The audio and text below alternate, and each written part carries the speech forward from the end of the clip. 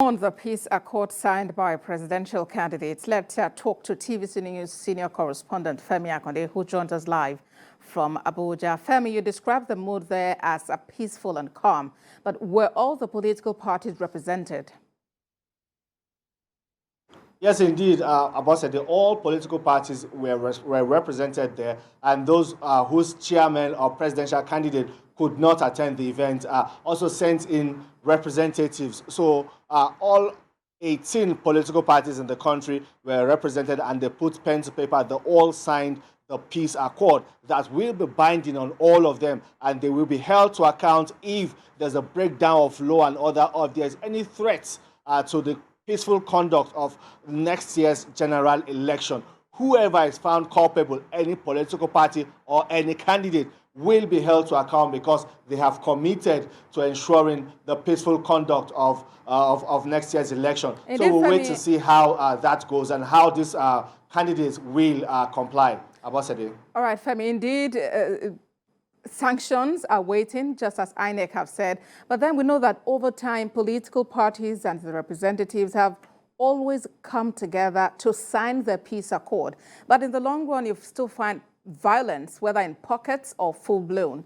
How much really has this signing helped in time past the electioneering process in the country?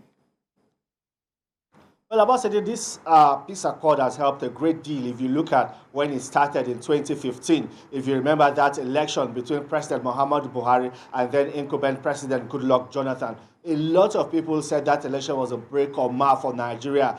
The international community was concerned. Even stakeholders within the country were as well concerned about that process. If you look at the tension at that time, the whole political space was heated. But you know, these candidates were brought together to sign a peace accord. We saw them shake hands, embrace, shared jokes, laughs, and all of that. You know, all these go a long way in dousing the tension. And again, in 2019, we saw that keenly contested election between President Muhammadu Buhari and Atiku Abubakar of the People's Democratic Party.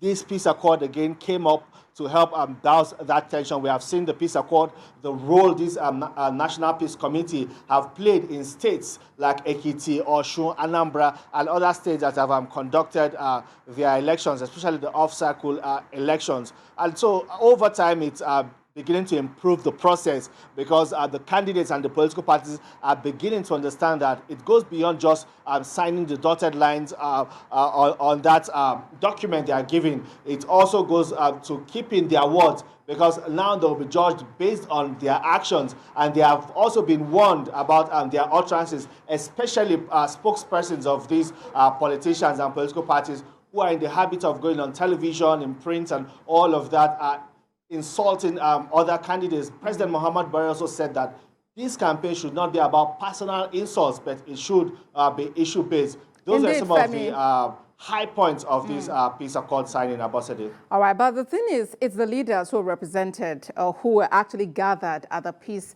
signing exercise. They are party loyalists who are out there on social media, on the streets, who would go all out. I mean, you can call them fanatics of whoever they are supporting, and they would go all out regardless of what has been signed. How much of an impact really do you think this particular exercise would have on the loyalists who are back on the streets? Well, it's now left for the candidates and the political parties that signed this peace accord to prevail on their loyalists and fanatics, as you want to call them, on the streets, and make them understand that the candidates will be held responsible for the actions or inactions of their supporters. And if any of their supporters is implicated in the outbreak of violence anywhere in the country, it is that political party and the candidate that will be sanctioned. And I don't think any of the political parties would want any of that to happen in the build-up to next year's election. And so it rests on them to prevail on their supporters, to rein them in and ensure that they also play according to the books, abide by laid down laws, and also ensure that they respect the rights of other candidates and other political parties. Ambassador.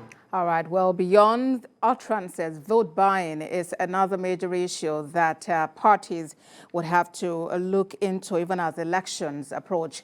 Femi Akande joined us from Abuja. Thank you, Femi, for that update. Thank you, Abasari.